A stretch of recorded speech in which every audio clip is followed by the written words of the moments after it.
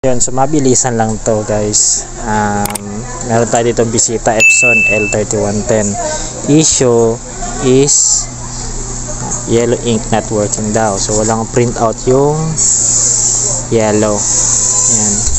And then yung black medyo may broken line din. So try natin i-fix. Yun. So basic nga troubleshoot nito. So check nyo yung ink damper or ink adapter kung mayroong laman. Yan, gaya nito guys. So buksan lang nito, dalawang screw lang yan para maangat yung scanner. Yan, so okay na. So ito, check nyo to, damper. Yan, makikita mo wala nang laman. Yung black, yellow, magenta, and cyan. So walang laman. So gamit yung syringe. So hihigupin lang isa-isa. Ayan. So higupin ko muna gamit ang syringe. Wait lang. Yun. So yung lagi kong sinasabi, wag mong isagad yung syringe. Half lang para higupin yung ink. Kasi kapag sinagad mo, may tendency na mag-backflow ulit yung ink na hinigop. Okay? Yun, so na-refill na. Yan. Na-refill na lahat. So, ibalik nyo na.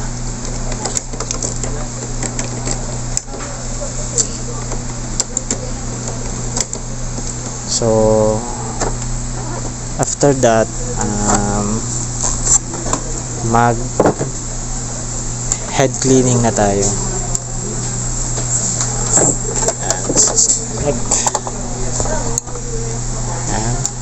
Head cleaning. So manual cleaning lang nito guys. Press mo lang itong cancel button at least 5 seconds. Gaya nito. Press mo lang, hold. Once na mag-blink yung power indicator, release mo na. Yan. Yan. Kapag ganyan nagbi-blink na, so nagma-manual cleaning na yan. So 3 times yan ulitin. So balik ako mamaya. So update lang. So ayaw pa din. So yun, ganun pa din. Wala pang yellow. So kahit na power flushing na natin, ayaw pa din. So ang sunod na step nito is ito,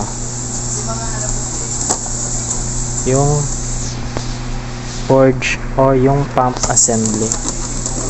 Ito, hindi ko sure kung nakikita nyo sa camera. Yan. Yan. So try natin linisan yan. So kapag ganun pa din, palitan na ito. So kasi malalaman nyo naman wala nang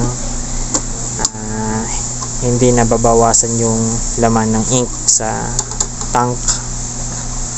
Ayun. So try natin munang linisan yon.